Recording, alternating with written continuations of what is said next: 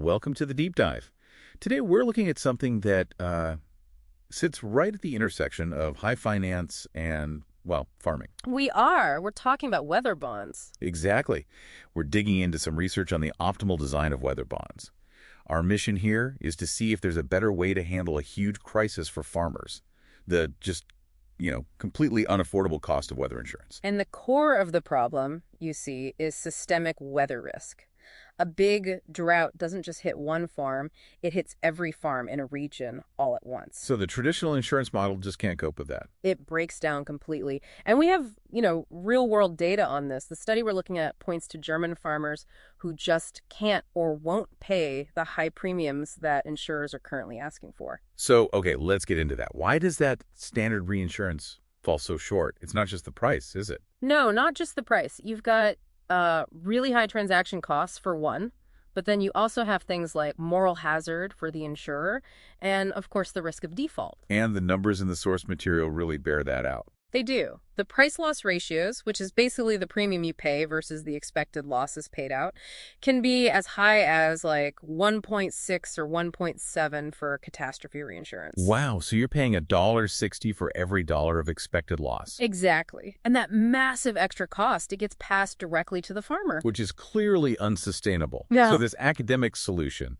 is to just sidestep that whole traditional reinsurance chain. Basically, yeah. You introduce something called a weather bond, or sometimes a CIT bond, and you transfer that risk directly to the global capital market. Through securitization. Yeah. So how does that mechanism, how does it actually work in practice? Well, it's actually pretty elegant. The insurer issues the bond, an investor comes in, pays the price for it, that's the principle, and they get regular coupon payments, just like any other bond. Okay, standard so far. But here's the critical difference. If a specific predefined weather event occurs, say a severe drought hits a certain threshold, the investor has to pay back a portion of their money to the insurer to cover those farm losses.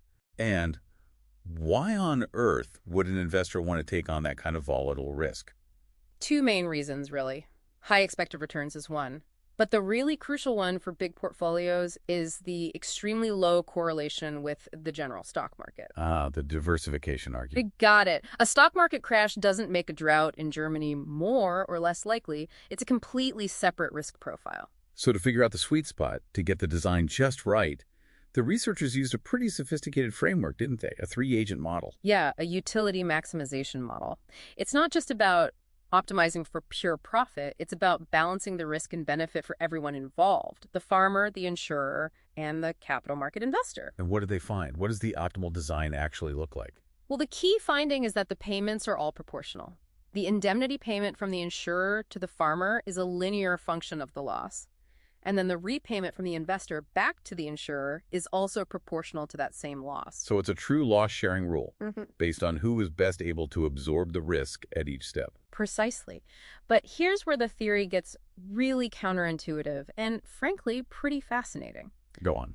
The analysis showed that the optimal price for this bond can actually be lower than what we'd call the actuarially fair price. Wait, lower than fair? How does that even work? For you listening, the fair price is essentially the premium needed just to cover the expected discounted cost of the disaster, right? Right. It's the break-even price, the fact that the optimal price can be lower. Well, it suggests that the process of transferring systemic risk this way is so incredibly efficient, it cuts out so much friction and cost, that the bond actually becomes cheaper than what the expected loss alone would dictate. So to bring this back down to earth, the research grounded these findings in a real-world study on drought risk in Northeast Germany. They did, and they found something like 80% of surveyed farmers said drought was their #1 concern. So the interest in insurance is definitely there. The interest is there, but that affordability gap we mentioned earlier, that gap between what farmers are willing to pay and what insurers have to charge, that problem persists. But this 3-agent bond model, it actually closes that gap. It does. In one simulation, they found that by transferring just 25% of the insured loss to the capital market with the bond, the premiums were minimized. The extra cost above the pure expected loss, what we call the risk loading, was deemed negligible. So when we step back, what's the core implication here? The takeaway is that these financial instruments, these weather derivatives, they constitute really efficient instruments for transferring systemic risk.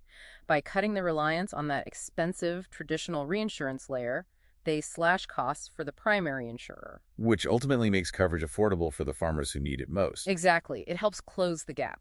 So what does this all mean for you to mull over?